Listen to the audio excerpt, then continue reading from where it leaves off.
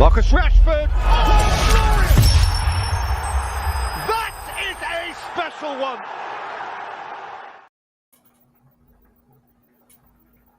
Good afternoon and welcome to the United Hour. I am President Shotta, and on the inside with me we got the man Robert and we got Courtney on the inside. We have a lot to discuss today. Can Manchester United continue this winning run, and how long can they do it? We're going to be talking about that. We're going to be talking about Liverpool. We're playing Liverpool this weekend. I mean, once upon a time, that was a humongous game. Is it still that big of a game for you, or you're watching Liverpool and you're thinking, yeah, that's food? We're going to be talking about that. But we're going to start off the conversation talking about the Glazers. Because news have been coming out that, the Glazers have been stalling the sale. They're wondering if they still really want to sell the club. So let me dive into what the news is. And, my guests will chime in and then we will continue the conversation along those lines. So the news is that there are six members of the Glazer family that has shares or interests, ownership in Manchester United. 2 out of the 6 reportedly want to sell. 4 out of the 6 want to sell. 2 don't want to sell. The 2 that supposedly don't want to sell are the 2 that we see all the time, which is Avram and Joel. Right? They like being owners of Manchester United. They like the prestige, apparently. So they don't particularly want to sell. We saw one of them at the Carabao Cup final. A lot of people had their eyebrow raised at the fact that one of the Glazers was at the final, because normally they don't be at big games, right? And this wasn't even at Old Trafford. This was in Wembley. So what is being reported? There are 2 things being reported. One, that they are holding up the sale because they would want more money. So they were expecting and hoping for a bidding war that hasn't materialized. We don't know what the valuation is, right? In terms of what the prospective owners, what they have bid. That hasn't been made public, but it is clearly a lot less than the Glazers were expecting. So the Glazers, some reports are saying that they're trying to stall the process in hope to get the price to go up. There are other people saying that, they're probably looking at just selling a part of the club, selling a stake in the club to raise funds for the renovation. And then there are also reports coming out saying that maybe they may not sell at all because things looking good, right? The team winning, the atmosphere is a lot better around the club. The fans are happy. We have a manager that's dealing with stuff and everything in a gear. So why sell, right? Why sell when things pointing in a good direction? That is what is being reported. All of those things.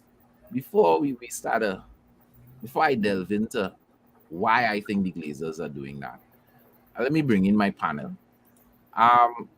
Robert and Courtney, when you all heard this news, whichever one of those 4 bits of news that I brought, because they've been drip over the past 3-4 days, what were your thoughts? Shout out to Dixie Ann in the comments. Good evening to you.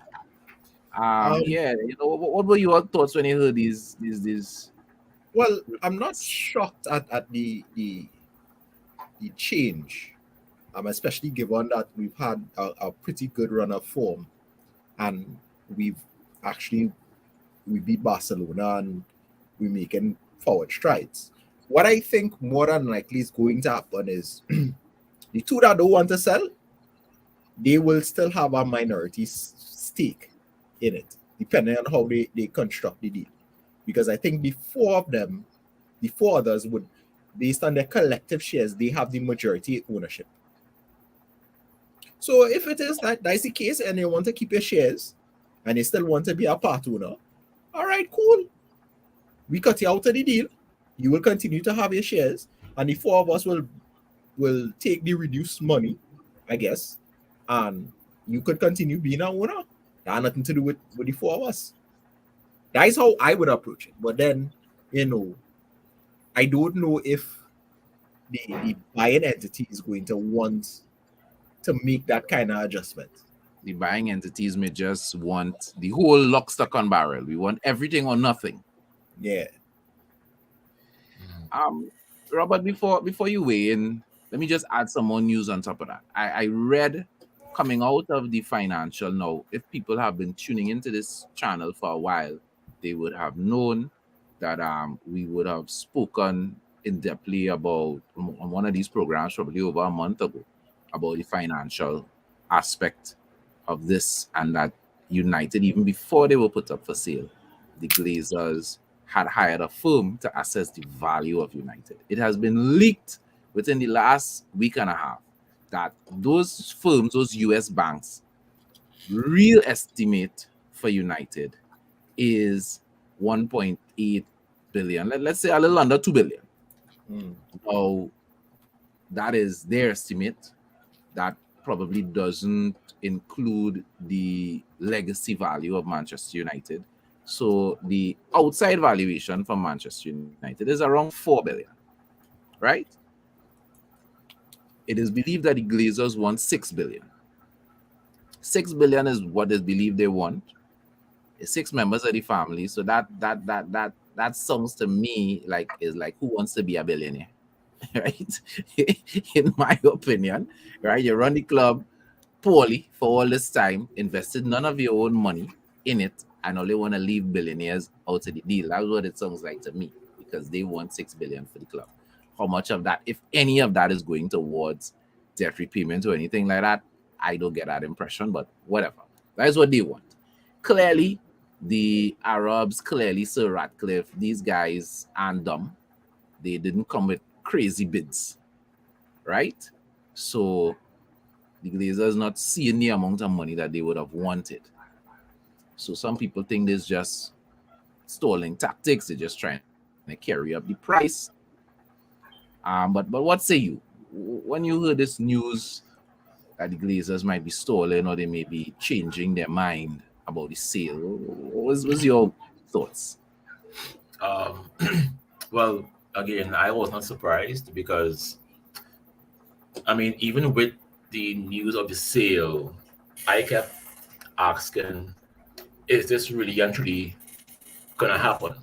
But and I always held it, well, in my belief, that until I didn't see the ink dry on the contract, until I didn't see the last dollar pass in the account, I know these people cannot be trusted, right? I know that. So I was never gonna trust anything that they had to say until this sale was final. So as far as I'm concerned, I am still operating on the I guess on the fact that they own the club. So even if summer came, I didn't really have much. I didn't put much, I guess, stock into new ownership until I saw for a fact that they were gonna sell. Well, you have said that many times here, right? That you'll believe it when you see it. And I could understand that skepticism, because it's the Glazers we dealing with, right? And obviously they're not gonna be studying Manchester United first. That is not No. They haven't shown that in the past, and we do expect that now. But let me ask you all this. There's a feel-good attitude around Manchester right now. There is a real energy among the fan base, and for first time in a long time, a real unity. All the Ronaldo clique people that was like, yeah, Ten Hag doing a good job. I didn't like how he treat Ronaldo. They ain't talking about that again. It's like, yeah, Ten Hag is the boss. Ten Hag is the man. Everybody zoned in. Ten Hag is the man, right? We doing things. We moving in a positive direction. Everybody on the same page. If a month passes, we get close to the end of the season, and no movement towards the sale of the club, what do you all think is the reaction of the fan base going to be? Because I don't know if it is the owners seem to feel that yeah, well, things good, we winning, the All is fans good. forgiven. Yeah, I don't know if that's what they think, right? I don't know what their thinking is, but what do you all think? How are we going to react? And how is the fan base going to react if it really comes out that the Glazers are not selling the club? Good afternoon to Shavana on the inside. Yeah, talk to me, guys. How you think the fan base is going to react to that? I don't know. You see, it all depends on how the season ends.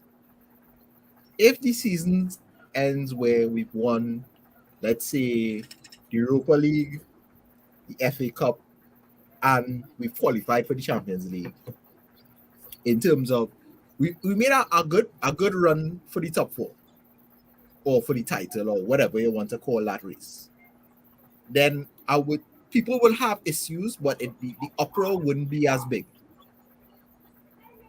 So just now, you are saying that if we win another piece of silverware, qualify for Champions League, that fan base, even if the Glazers say, well, we're not selling the club, we're staying, that the fan base would not get in an uproar, in your opinion? No, I'm not saying that. I said they would have an uproar, but it wouldn't be as big as it would have been if we didn't win anything. So when they call in a match on Old Trafford, instead of 100,000 people showing up, you think maybe 30,000 will show? Correct. All right. Robert, what say you? What's your thoughts? I think it'll be I think we'll go back to the factions. I think we will go right back to the factions. There will be the people who will come and say, trust and hag, forever and ever, amen.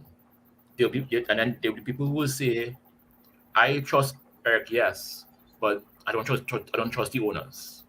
So I don't care what Eric does. The owners are never gonna back him.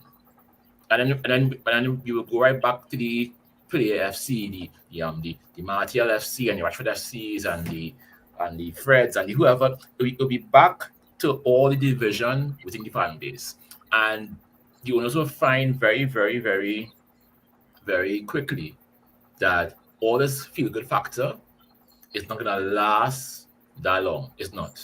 Because unless summer comes and they back the manager, let's just say that Eric says, I want to buy, let's just say he wants Frankie de Jong,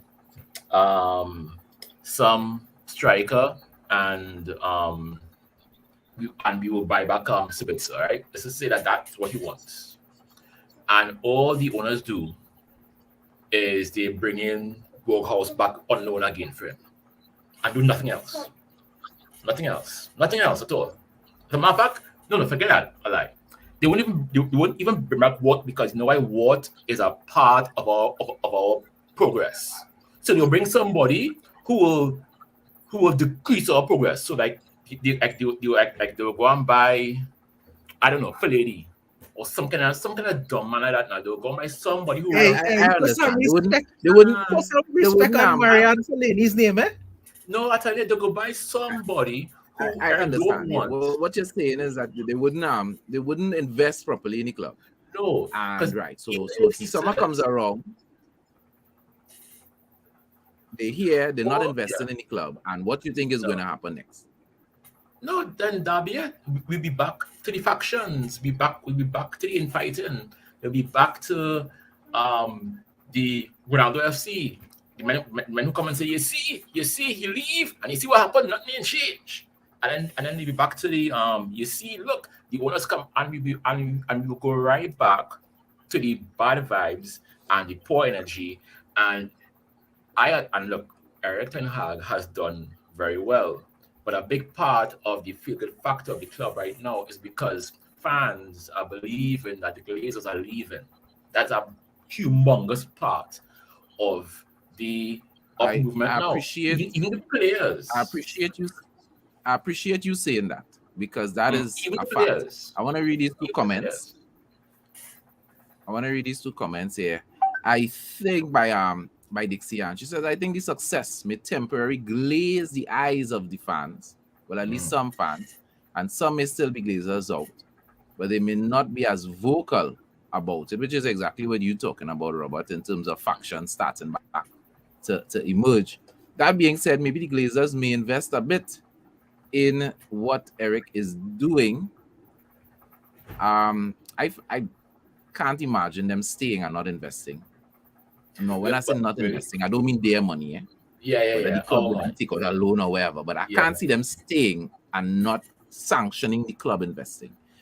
But the reality is we need the Glazers gone, and that is a fact. I think this feel-good factor is two things, and I totally agree with what you were saying there, Robert. Part of it is what is going on the pitch, but another big part of it is the fact that the announcement that Manchester United is looking to be sold, that the Glazers possibly could be on their last 100 meters. And, that is part of the energy. And I think, as much as I agree with you, there may be factions. And one of the reasons is there are factions is always because who is doing what, right? We have the must, right? Manchester United. What does that mean again? Help me, guys. I've just slipped my mind. I know what you're talking about. I just can't remember what the acronym means. Something trust, right? Oh, we have that. We have those guys, and then we have the other 19 whatever project. Yeah.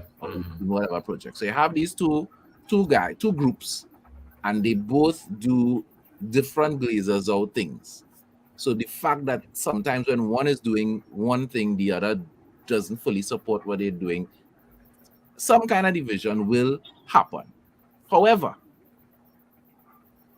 Alex, if the Glazers feel, right, thank you very much, Dixie, and the Manchester United supporters trust, that is one. And if you could remember the name of the other project, that would be really good. I don't know why it slipped my mind right about now. But if the Glazers feel that this feel-good factor around the club is going to last, I don't. I think United supporters are mature enough and intelligent enough to realize, yes, we fully support the manager. Yes, we support the players. Yes, we support the team. But you see earlier, no, we don't support earlier. Hey, we will come to the stadium and we will sing because Eric said, come and sing. But one of the songs they're going to sing is Glazers Out. And if it is, we have to show them by boycotting a game, by flying planes over the stadium, by doing the things that they were doing in terms of bombarding their family businesses online and whatever. If we have to do that, I think there's still enough supporters that have a taste for that we are going to do that. And even if they spend money, for one, if they spend money, don't care. I just want the Glazers gone. And I think there's enough people that want the Glazers gone that we could continue to sustain that aggression. I think what they may do, seeing what you're saying about the money, what they may do is they may go out and spend money and bring in a Harry Kane to make people feel good. They will go and they'll buy a Bellingham to make people feel good, but it's not what Eric wants. It will be buying players to say, look what we're doing, and then again you will get that faction will buy into it. One of the challenges we have is the fact that, to me, the present CEO is doing a good job. Right now, there are some people like, oh, well, I still a Glazer man, and come on, they still own the club. Whoever is there is going to be hired by them. But to me, this present CEO is doing a very good job. We have Ten Hag doing a good job. Right? And we see the shift in the culture on and off the field. We see the club going in a right direction. And I, for one, I don't care what the Glazers do at this point. I was one of the people that back a year ago was saying, everybody want the Glazers gone, but we could go from the pot into the fire. We don't know what kind of owners we'd get, right? I used to be saying that. I used to be saying if the Glazers change their attitude and they start investing in the club and they start making good decisions for Manchester United, I could get behind them, right? Because there are worse ownerships in the Premier League. At the time, a year ago, Newcastle was one of them, right? So that was then. I know that it has been entrenched in my mind that the Glazers could leave. Mm-hmm. I'm sorry, I can't go back there. The Glazers just can't. It happened. They could spend money in the summer. They could start making good business decisions for Manchester United. I cannot go back there. I just want them gone. That's where I am, and you can't change my mind. You can't reverse it. Even being good owners now is not going to change it for me. And I think there are a lot of supporters that are like that. They're just like, yeah, what's going on? We this close again right there. You can't do me that. You can't do me that. Nah. I ain't taking that. Mm-hmm. So if they feel that they could use but this remember, Chad, at the end of the day, it has to make sense for them financially. If it's not making sense, I understand that, but nobody is going to allow the Glazers. Well, they shouldn't allow the Glazers to pull their pants down. Shouldn't, but again, $6 billion, bro. No, we're not worth $6 billion. No, not to them. But okay, like again, if I own a car, I know you want my car. I'm gonna squeeze every dime that I can get from you to get my. Now I know my car is only worth. Let's just say right that my car is worth $5, right? I want to sell my car for 10. You want to give me 6. I will make you pay 12 for the car. I will make you do it. And if I can't make you do it, there will be somebody out there who will give me at least something close to 10. Right? But again, it's just greed. And these men are greedy. They want money. They want the biggest pie. Right? I can't get, and I think it's right, I can't get vexed with them because if it was me and I own a club, you feel I care what Chad had to say? But flick Chad, boy. We live in Trinidad. I can buy Trinidad right now. We care about you. I want my money. These men are looking for their payouts. They want their payout. They want to write off. They want to write off into the sunset with their bag of money. So if they can't get it, they will stay because even if they stay, they are guaranteed dividends, right? Every year, guaranteed. That's guaranteed money every year. So even if they don't get that, at least they know they'll get this. Worse yet, if we go back into Champions League, we win some trophies this season, that means that there's more commercial revenue that I can bring on board for next season. This is business, Chad. You really feel like fellas in watching all of this?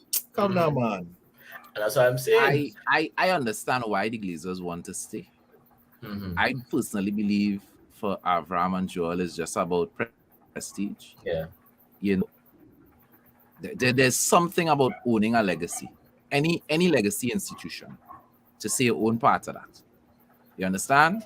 There are billionaires in China that could say they own part of the Empire State Building. Right? And just being able to say that turns heads on a table. Right? Because everybody knows what that is. Right? To be able to say, well, yeah, I own Manchester United will open doors. There are people who would literally meet you just because they own Manchester United that probably wouldn't meet you because they are multimillionaire otherwise. So I understand all the reasons why they would want to hold on to the club. All I am saying is if they feel that the fans are going to be so divided that they're going to be able to just coast owning the club from now on, I just think they have another thing coming. I think the fans, like myself, have gotten so used to the idea. Glazers out almost seems like a afterthought. We just be, it's like, yeah, well, it's just a matter of time. I think the fans can't go back to the thought of the Glazers permanently owning the club, and I expect that there would be some kind of backlash. I just can't see it be business as usual after. Will they try? Maybe, but I just can't see it being business as usual. I have a question. Is there some kind of legal reason? Okay, not no reason, sorry, but is there like, okay, like, you put the club on sale, all right? So is there anything legally that binds them towards selling the club? No. Or so No. that they can change their mind? They could change their mind if they want Well, to. it come just like you pass stick on your car All right. saying for sale and a number. If people Mhm. call and you don't like what they are to say, you're not interested. Mhm. They haven't even issued. Here what the process is normally, right? And then we're going to move on to the other topics we have to talk about. The process is normally when you have an asset like a sports club, you put it out there that you're interested in selling the asset, right? You hire a firm, which they did, hire a firm to execute the sale. And then different people will bid. And we know this process all too well because it happened with Chelsea the other day. So let's say 5, 6, 7 people bid, and then you look at the offers and then you pick the ones that you're interested in and you will put them on a preferred bidders list. And when you're on a preferred bidders list, those people now would have access into the financials of the club, right? So say you put in a bid, Courtney put in a bid, I put in a bid, and they decide, all right, yeah, I like Robert bid, I like Courtney bid. So they will put you all up to another level. They will tell me, yeah, thanks, but no thanks. Don't call us, we'll call you, right? And now you all will be able to look at the financials of the club because you're bidding for an asset blind. Remember when you first bid, make it, you don't know what the financials looking like, except what is publicly stated, right? Right. So they're gonna allow the preferred bidders to get in there, start looking under the hood, tinkering with the car, take it for a test run, and then they will decide, they will make final bids. Up to this point, they have received bids. We know of 2. There may be more. They haven't even made any preferred bidders. They haven't Well, even hold on. anything. They haven't taken any next step. Hold on. So- So we don't know that they've given preferred bidders, because most times when the preferred bidders are done, it's not made public. So we can't say Well, they are. All right, we don't know, right? But you know, Manchester, certain things is leak like a sieve. And so far, there is absolutely nothing to suggest that they have even gone to that next step. So all it is for sale, stuck up with a number in the back of the car, calls coming in, and not like, yeah, well, I'll meet you. You could take it for a test run. You could look under the hood.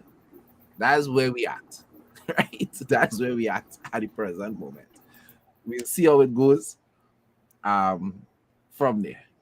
But that's where we at. I am hoping that I believe in the fans. I believe that we're intelligent enough and we could separate the success on the pitch from the ownership.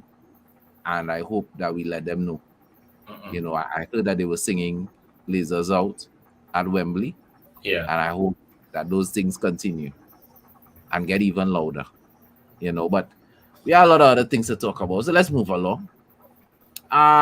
Let's get into Manchester United's winning ways. Is it sustainable? So, gentlemen, how good has Manchester been performing? I mean, we hear in stats that Manchester United statistically is the best club in terms of form in all of Europe, all the top 5 leagues, which would be Italy, Germany, Spain. I mean, Barcelona was on a really good run, if we're being honest, because they moved from behind Real Madrid to overtake Real Madrid. But according to the stats, Manchester United is in the best form. So let's just take a journey backwards. Manchester United won against Newcastle, won against West Ham, last game, won against Newcastle, won against Barcelona, we won against Leicester, we drew with Barcelona, we beat Leeds, we drew with Leeds, we beat Crystal Palace, we beat Nottingham Forest, we beat Reading, we beat Nottingham Forest, we lost against Arsenal, we drew with Crystal Palace, we beat Manchester City, beat Charlton, beat Everton, beat Borough, beat Wolves, we beat Nottingham Forest, we beat Burnley, right, in the English Cup. From the 21st of December till today, Manchester United lost one game. That was the game against Arsenal, and we all know that was a very close game. We drew about 3 games inside of there. But that is a real run that is on fire. We have been winning, and we definitely are the most informed club. Now, I know, Robert, you have said more than 2 months ago, early on, that you would have liked us to get kicked out of one of the competitions. I think your preference is that we get kicked out of Europa. Yeah.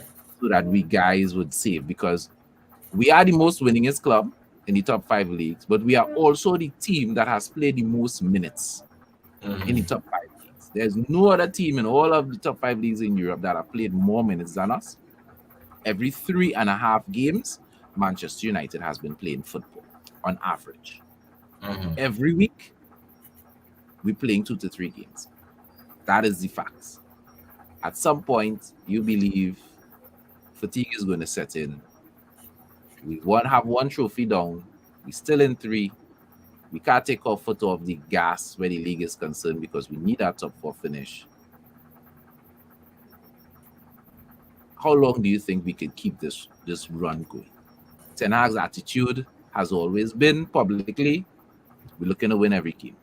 We're looking to win every game. We're looking to win every cup. That's what we're about.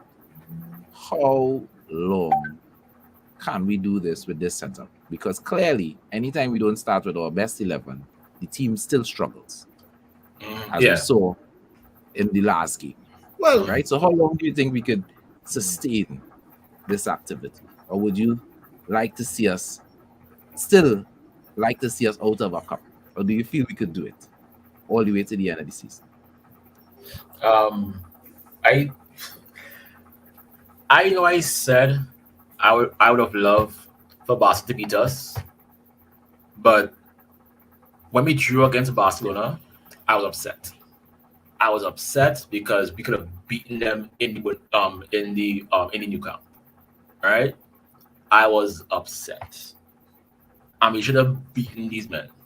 They came back home by us, and then we beat them, and I was happy to beat them. I was glad to beat them, even though I knew it was gonna add more stress onto the team, but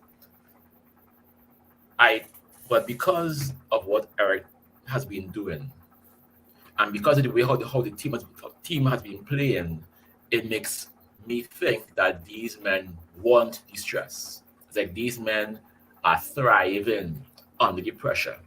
So if that is the case, I have to cautiously trust the manager and trust the players. My only concern is that we saw the brakes pad fell off with Ericsson. All right.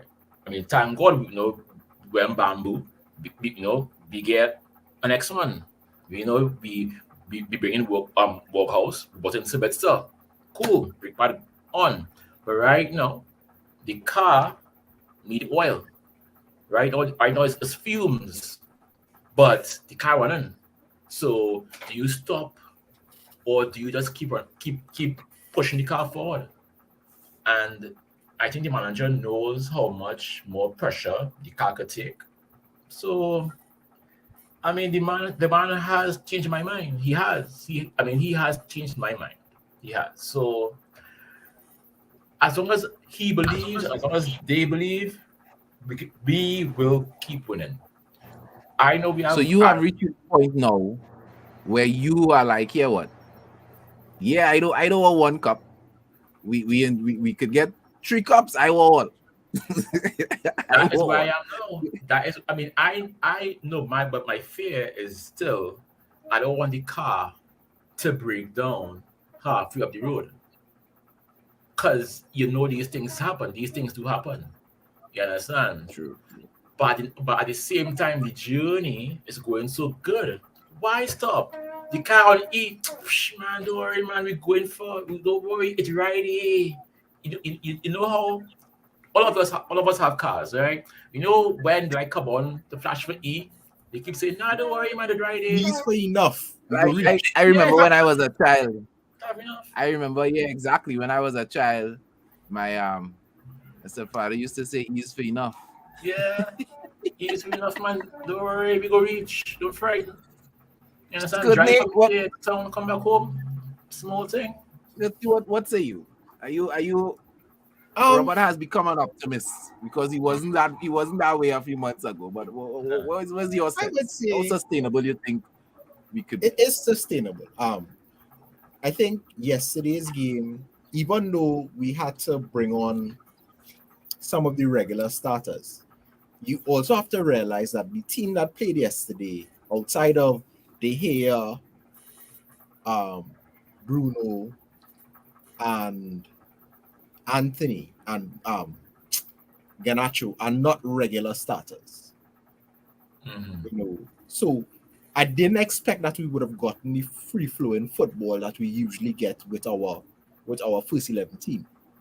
But the guys did show that they have fight in them. They ain't going there and lie down. Men was blasting Harry, but Harry had a pretty decent game yesterday. Although there was one incident where he and Lindelof didn't communicate and almost cost me a goal. But outside of that, Harry and Lindelof did the job that they were supposed to do. Yeah. So I think for me, it's all based on how the second team performs. If the second team comes in and does a job and does it well, we could sustain the run. Because that means he could rotate the squad and give men rest when they need to. Scott didn't look bad yesterday at all. I think the deficit with Scott's game versus Casemiro is that Casemiro more understands the technical side. So he sees the play before it happens. Scott doesn't have that. Well, I wouldn't say he doesn't have it, but he doesn't have it on the level that Casemiro has it. So it's not. I think we can sustain it once the second 11, like how I like to put it, remains consistent. And when they're called upon to do a job, they come in and do the job. Do it well.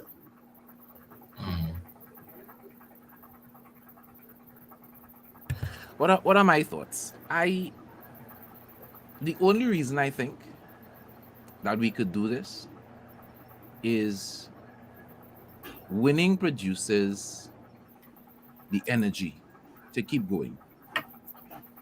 I have seen Klopp run 11 Liverpool players week in, week out, right on to the light up for 3-4 seasons straight, right?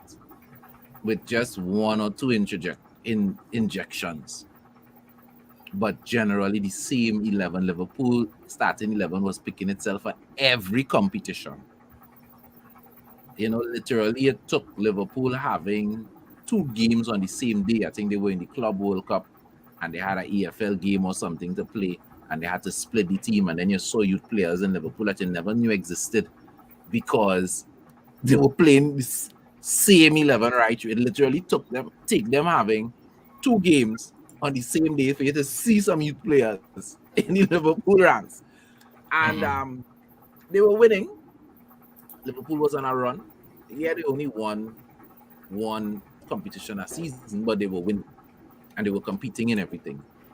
And if Klopp could have gotten that tune out of those guys for 3-4 seasons straight, I think this Manchester United team, I think Ten Hag could get all of these guys, at least between now to the end of the season.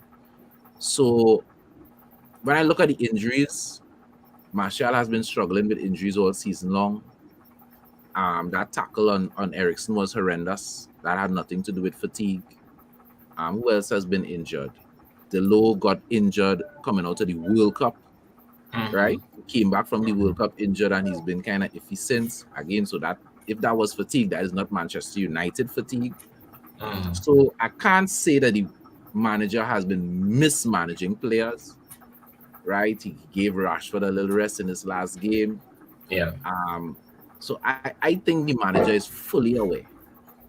I agree with you, Robert, that the manager is fully aware of the situation, and I think we could make it. in terms of pressing, I think we could cross the finish line.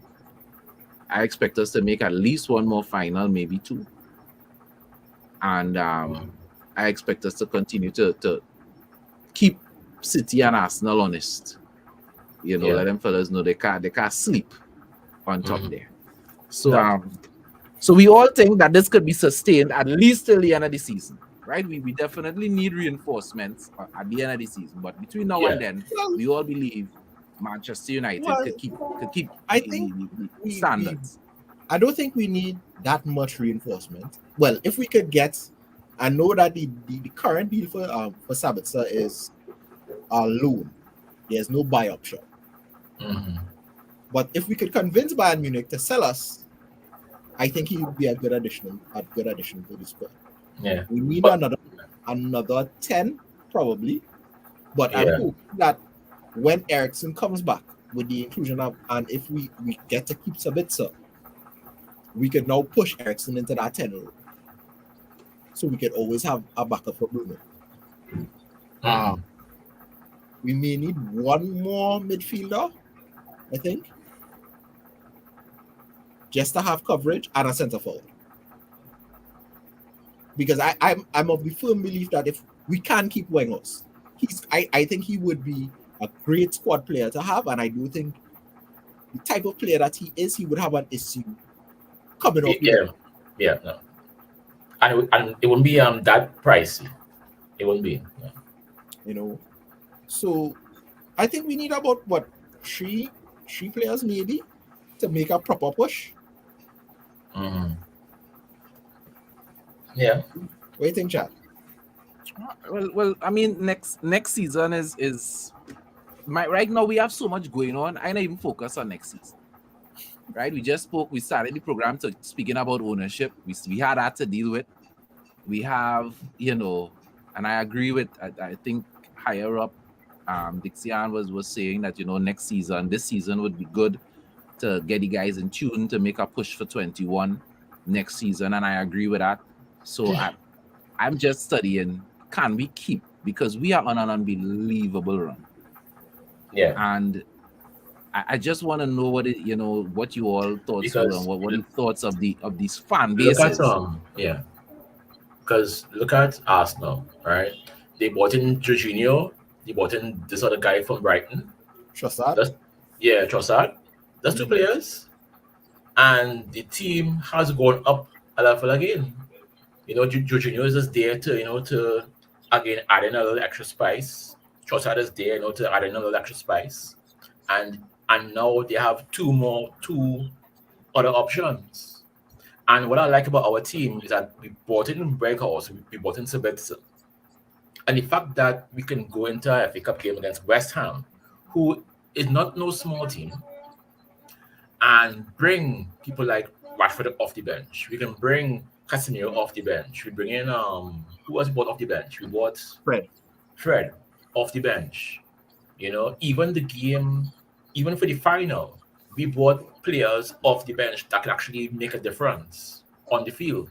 It's not like last year before, where the bench was just nobody. We had no bench. It was just 5 guys who was just there. They were just there for just being their sake. Yeah, the bench players wasn't improving the performance on the pitch. No. We didn't want to see some wicked, Robert. It's wicked. No, but I mean, we've been real. We've been real here. You understand? The last season and season before, our bench was lacking. But True. But this year our bench is not lacking, and and the thing is, I'm hoping that if Eriksen comes back sooner rather than later, and if we can somehow get Martial to stop studying his girl and study football, maybe we can do something. Because I sorry, but I just tired of Martial and his woman. I'm tired of it.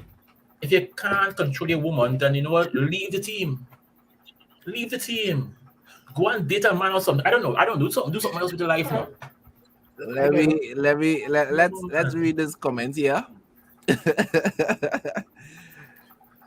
Hag has brought back a belief in the club we play at Anfield on Sunday, and for the first time in a long time, fans, we are confident that we can Yes. come away with a positive result.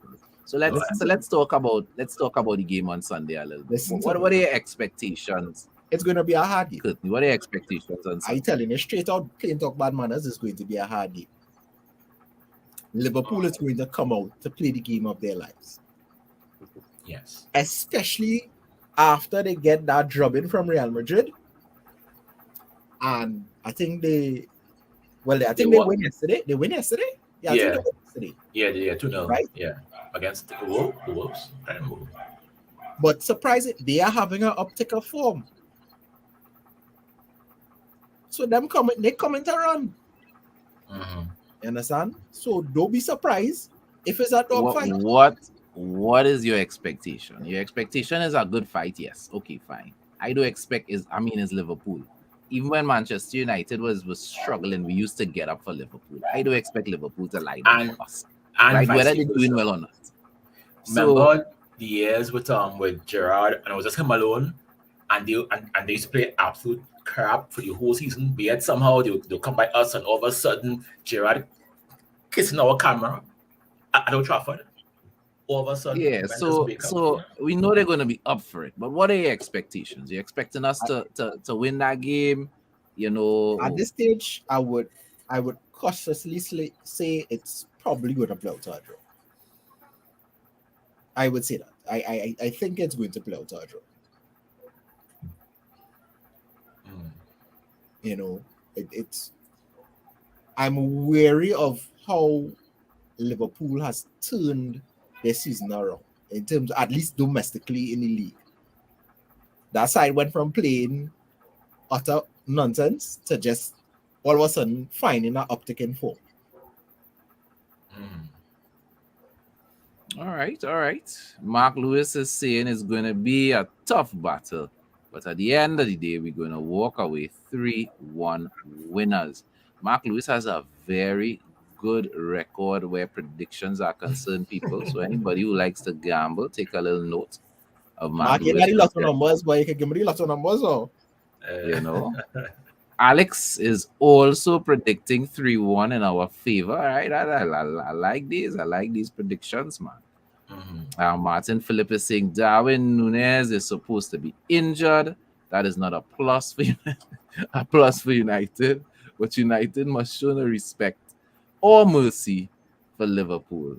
And I agree with that. We need to run out there and treat Liverpool like if we play in a mid-table club, which is where they're at right now. Treat them like the 8th or 7th, wherever they are in the table. Treat them like the 8th or 7th. Don't treat them like the Liverpool of old.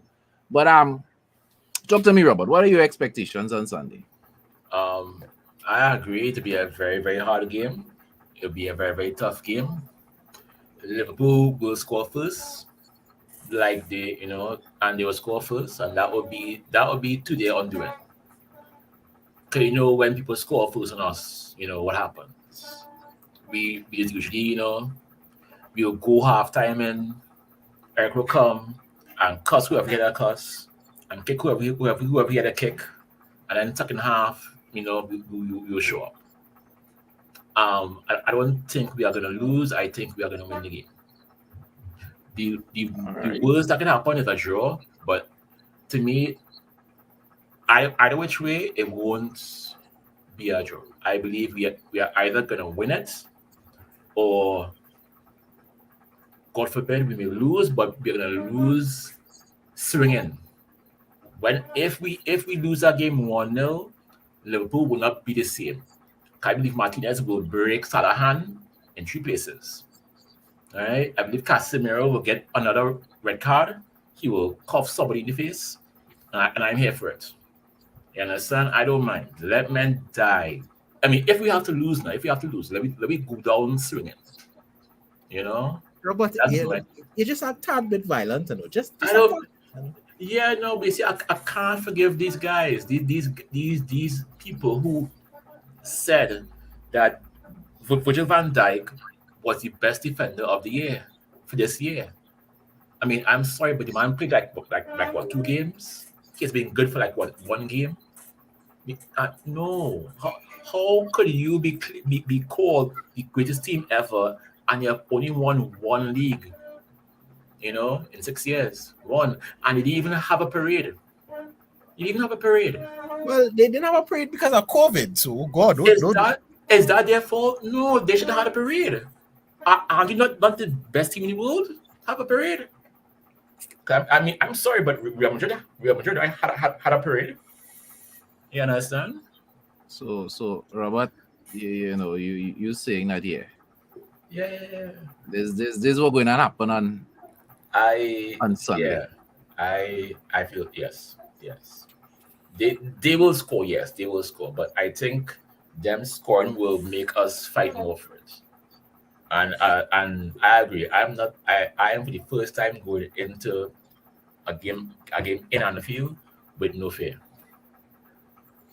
And that's where I'm at. Yeah. That is where I am at. I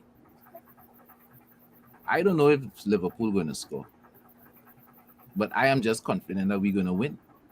Mm-hmm. I am so confident I'm making Marcus Rashford my captain in fantasy this week. Mm-hmm.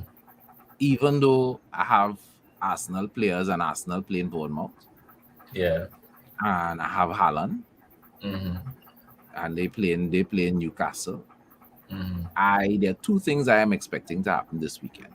One is Newcastle are not going to be as bad as they have been for the past 3 games. I ain't predicting they'll win, but they're not going to be as bad. So I do expect City to beat them up and score a big set of goals on them. And that Manchester United is going to beat Liverpool. I am confident of those two things. So, and I think Marcus Rashford is going to have a say in that. Yeah. Dixian is saying that she fully agrees with you, Robert. Yes, yeah. And yeah, so I think we're going to handle Liverpool simply because Liverpool has been very inconsistent. Very inconsistent. And yes, they're going to be up fit because it's Manchester United, right? Yes, they're gonna come out there. They're gonna come out swinging. They have absolutely nothing to lose. What is Liverpool playing for? They're not in the FA Cup. They're not in anything. They're playing for European football. They're playing to save face. They have nothing to lose. So they could run out there and they could run out there swinging, right? Because if we knock them out, nobody's gonna be like, "Wow, look, Liverpool get knocked out." Nobody's gonna be because we are the informed. Getting twisted. No, it's gonna be a big deal. That's where you're getting twisted, chat. You're telling me if we beat Liverpool 3-0, the football world is gonna be surprised? Yes. Because our form versus their form. You know why? Because the fact that remember on Sunday we won a small tin cup on Sunday.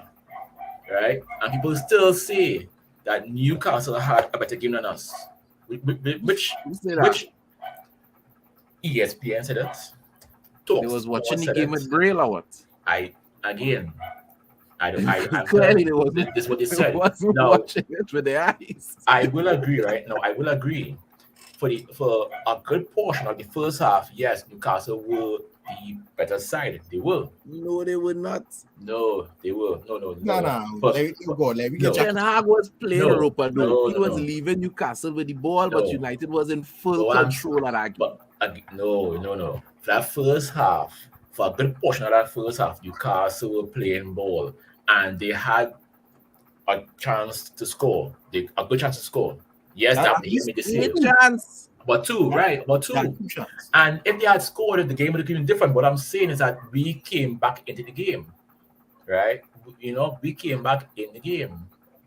But people still saying that we had no right to win that game because apparently Newcastle fans are the reason why Newcastle should have won, right? And had nothing to do with the players. It's the fans, because Newcastle fans are the best fans in the world. And our fans are horrible people. Right, we are horrible. Right, we beat West Ham yesterday, and again, people were talking like, "Oh, well, you see, they have to go and bring on the big hitters to beat West Ham," but they will always find a way, right, to discredit what we're doing. So even if we beat Liverpool 3-0, they will say where Liverpool did not really in Having injury form, problems, problems. bad Is form. Van Dijk, his hair undo, boo. I They am could say, sorry. it's grass, The it's only, the rain. only upset in that game is Manchester United dropping any points. We could draw that game. I will consider that an upset. Liverpool are 7th or 8th. Yeah. Manchester United are 3rd Mm-hmm. with a trophy already for the season. Yeah. We're supposed to be thumping Liverpool. That's it. Anybody No. who want to live in dreamland Mm-hmm. and think that Liverpool I have a think- good chance of beating Manchester United, they could live in that dreamland. I think for the press and the pundits to really take us seriously, we have to beat Liverpool 4-5 now. It had to be a real thumping. No, we Like have how- to. How, like, I think it was it this season? No, I think it was last season where they came to Old Trafford and they totally dismantled we. Yeah. Mm-hmm. Yeah. We had to go there and do that. Yeah. To them.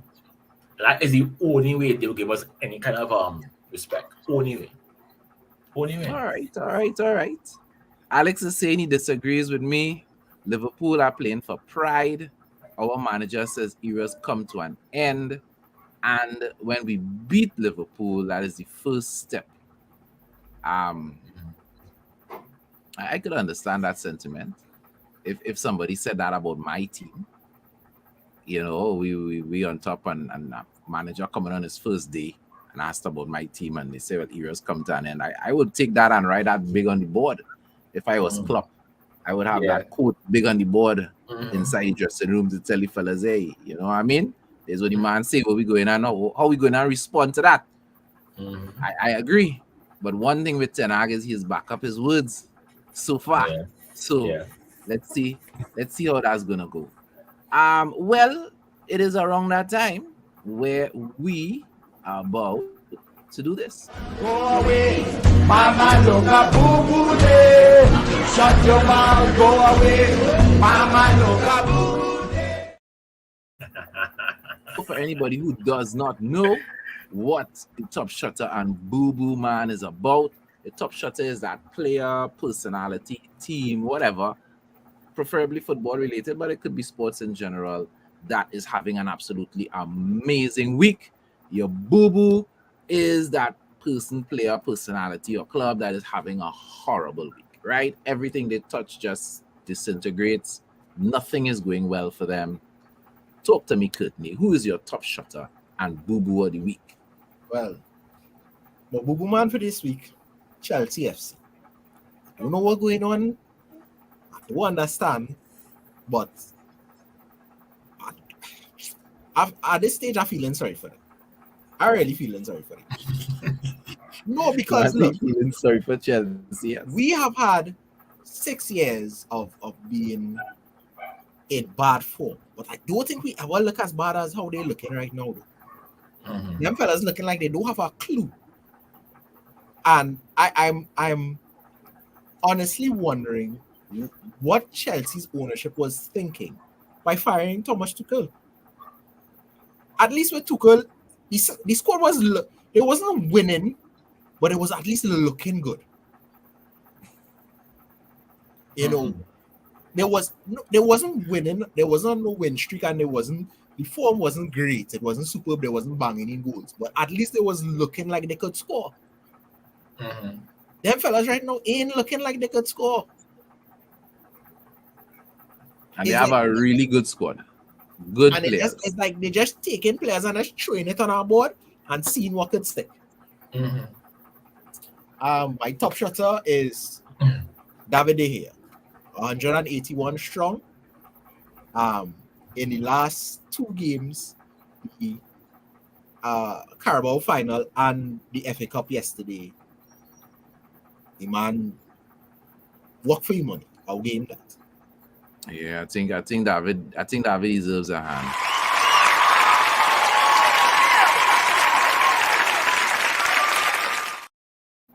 I see man make a save there by chat. I swear it's goal. I see It's the amazing thing with David De Gea saves. Whenever David De Gea has to save, it always is be like OMG. It's like you just always tell yourself, wait, goal boy. Like, no goal. Get out of here. It's like, wow. The Man doesn't hit powder puff. Man either missing the goal completely, hitting the bar, hitting a defender, or hitting the ball in a spot where David have to do something amazing. I don't know if you all realize that. That's the kind of shots that has been coming at our goal. We know David doesn't have to just pat down and collect. No. It's either something amazing where the commentators are like unbelievable, or nothing at all. No work. 90 minutes, nothing to do. Nah, the man yesterday when this boy from Jamaica get a breakaway. What's his name, boy? Antonio split the two defenders, and I said, hey, boy, you going? This man going and slot it up. I personally believe the man just make himself big. And he is not really known for having that foot speed to come and cut on that angle and make himself big. So I have seen where this season, yes, he's had some howlers, but that's just keepers in general. They will make mistakes eventually. But the man has saved us on quite a few occasions since the break. And I had to game that forward this week. All right, nice. So special mention to the pastor. Because I'm gonna take that back. Special mention to two people, the pastor and Wengos. Because if he didn't hustle that man, Fred would have never get out of it. I happen to have the pastor on speed dial, and he says this.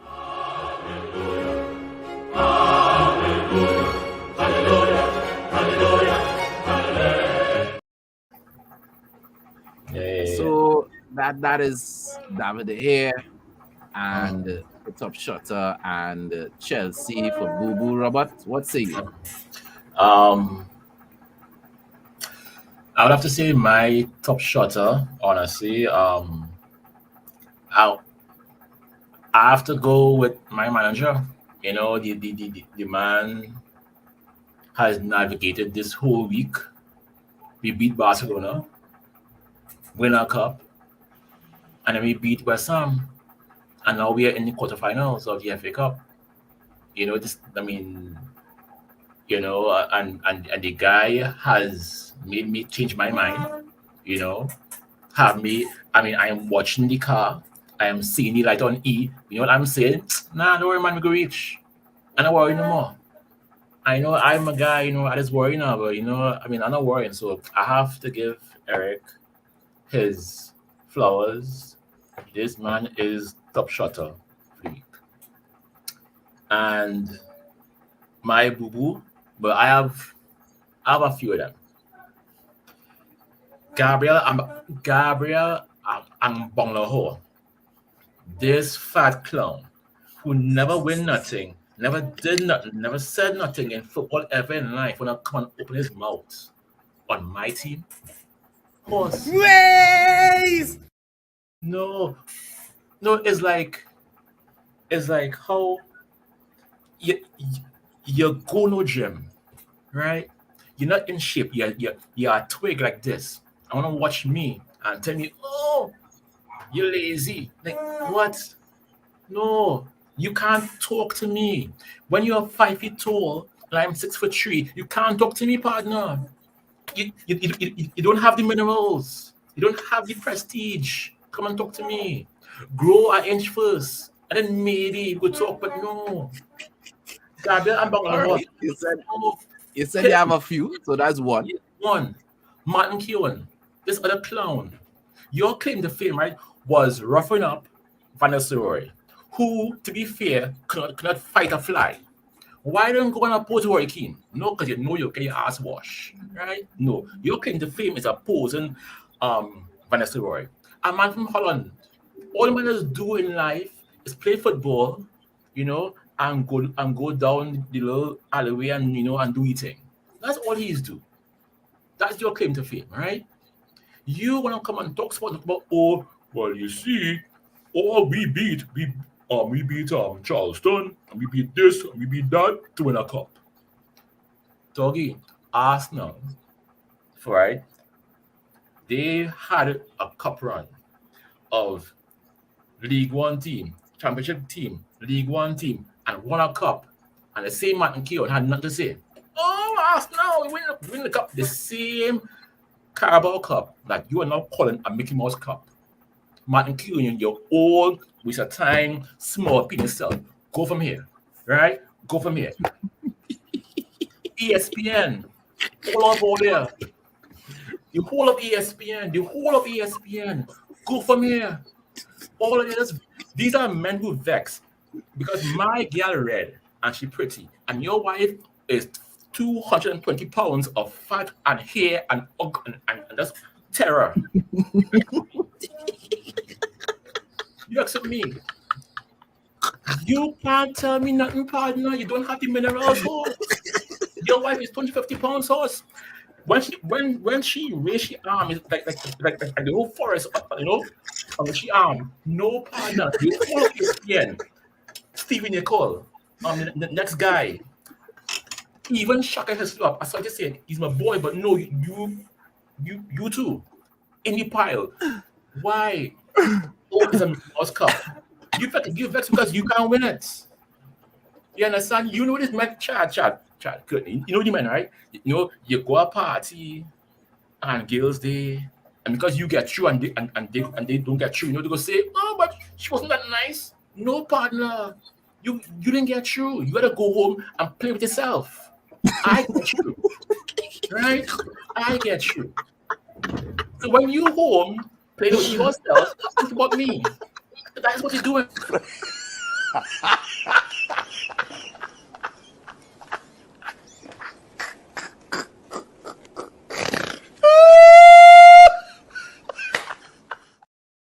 Oh no! I can't understand why these men on why everybody else, all of them, all these pundits, all these guys talk about my club.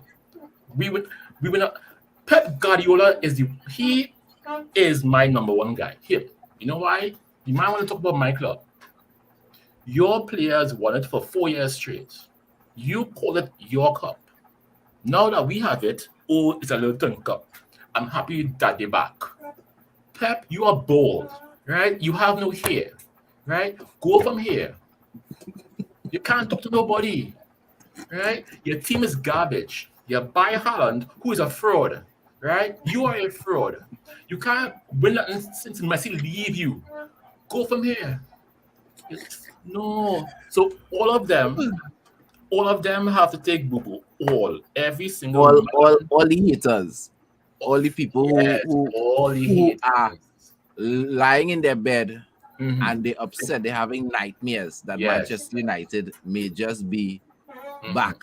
Yes. All right, fair enough. That's a long list, but fair enough. It had anybody, I don't think Robert have anybody that you leave out to know. Everybody. It was a comprehensive list. Yeah. It had a comment I wanted to highlight before I forget. Yes. Oh, Benny McCarthy. Yes. Yeah. Yeah. Alex was saying that the top shutter for him is Benny McCarthy for turning around Marcus Rashford's fortunes for real. And let's be honest, when Martial plays, he is scoring, he is producing stuff. It's just he hasn't been playing much, but you know, so the striking of the team on the whole has improved, and Booboo is Chelsea, or I mean Chelsea. It kind of hard. I know Martin Phillips says Everton for the Booboo of the week, conceding 4 from Arsenal, but I've been saying Everton has been crap all season. Everton was on my list to get relegated, so I can't fight Everton for taking 4 right now.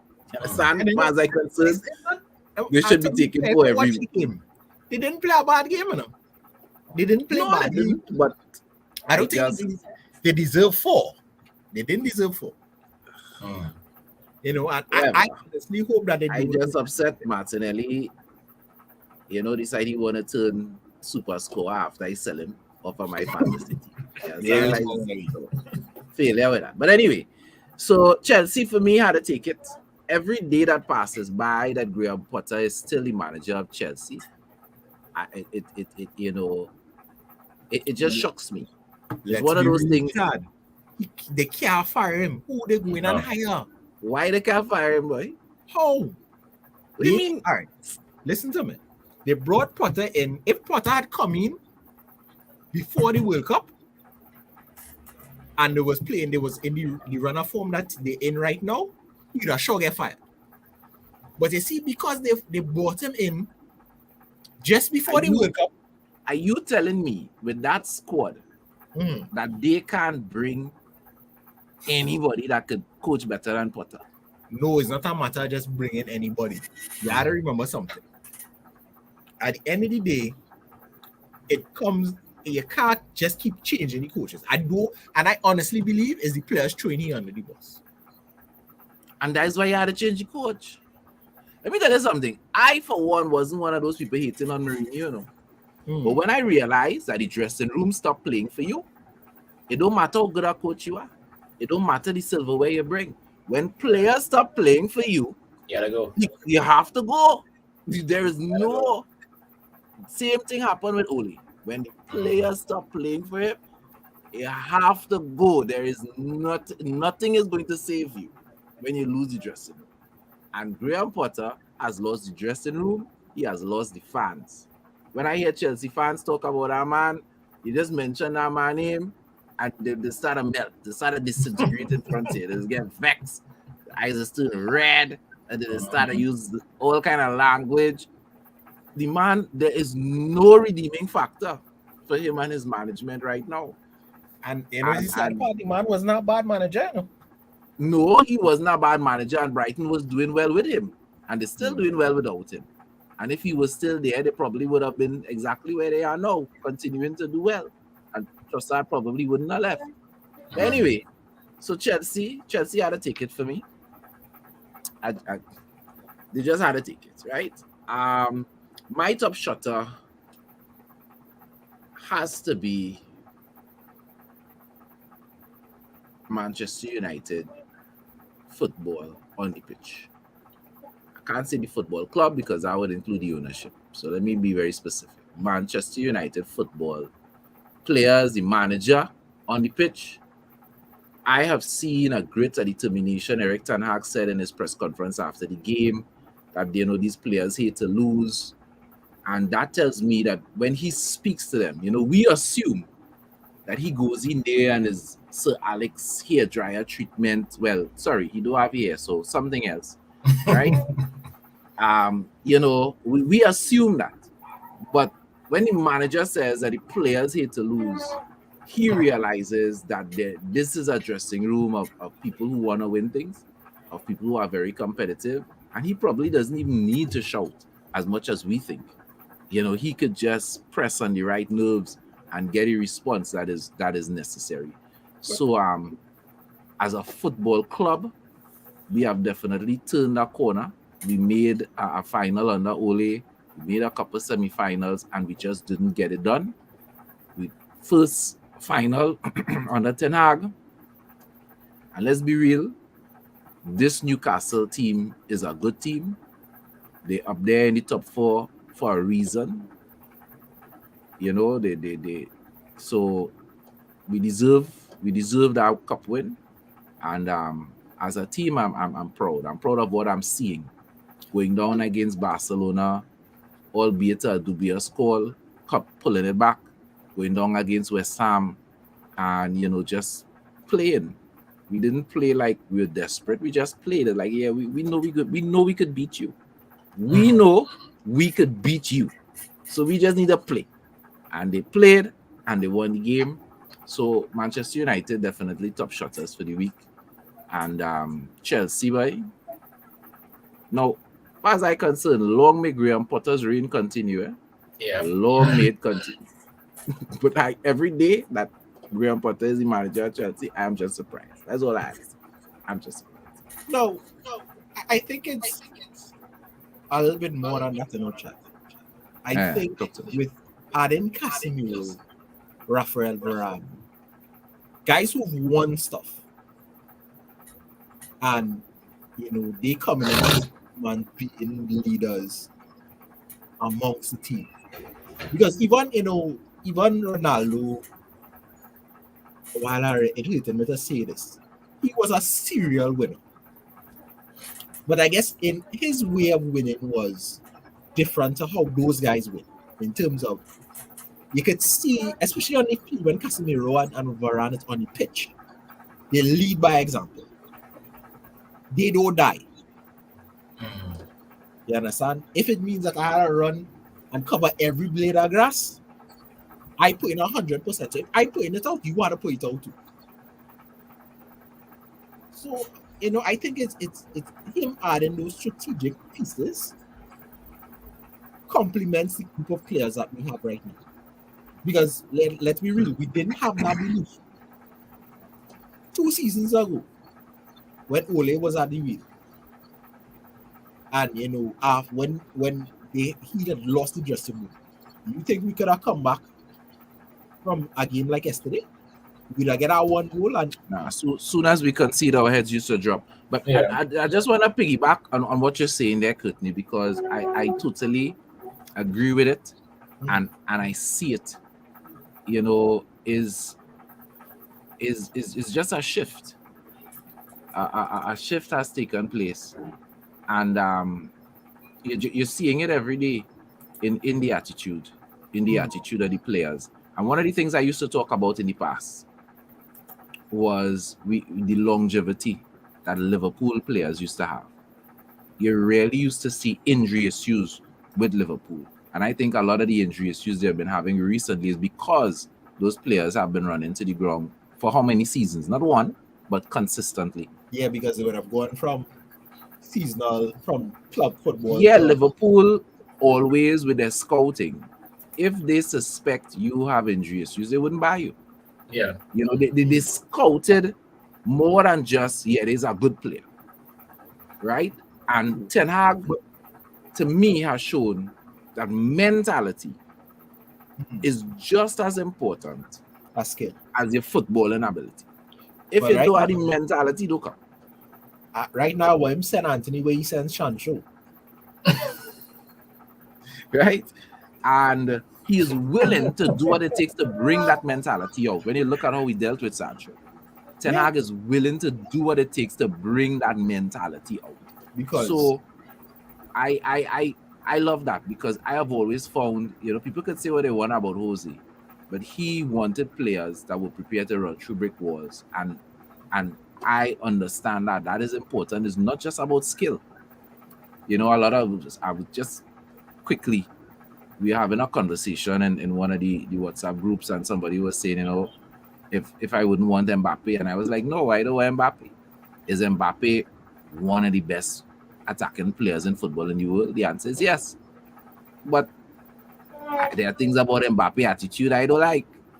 And I don't want, I rather a less talented player that is going to fit into our dressing room and do what Weghorst is doing in terms of the work rate, in terms of the attitude, in terms of the fight. I rather that than a talented player as talented as Mbappe. I'm sorry.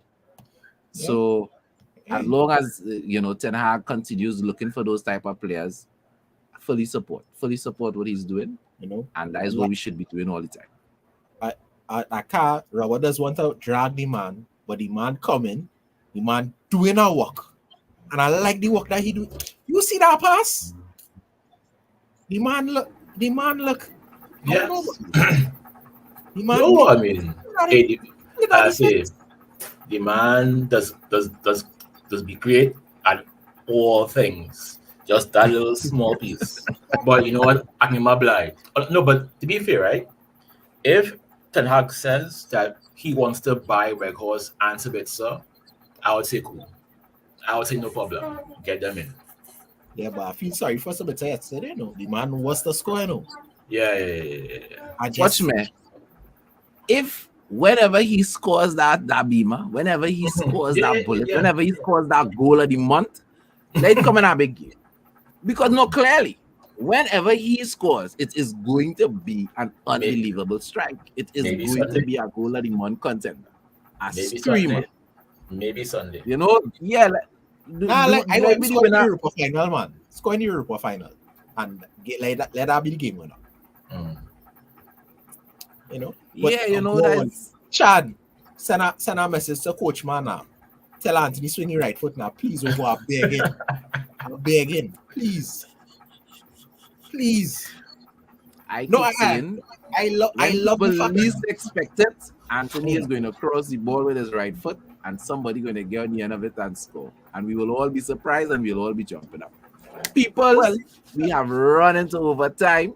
Thank Uh, you to Robert and Courtney. Remember say this. Remember, before like, you go, Richard, I remember about 10-15 years ago, Antonio Valencia cut back on our right foot and swing he left, and somebody come across and head the ball to win us a game. So if that is the case, I'll go take it. Mm. yeah. It could be something like that. When everybody least expect it, you cross our ball with the right foot. Right, people, remember, Red Devils don't die. We multiply, like, subscribe, share. Let's do it against Liverpool on Sunday.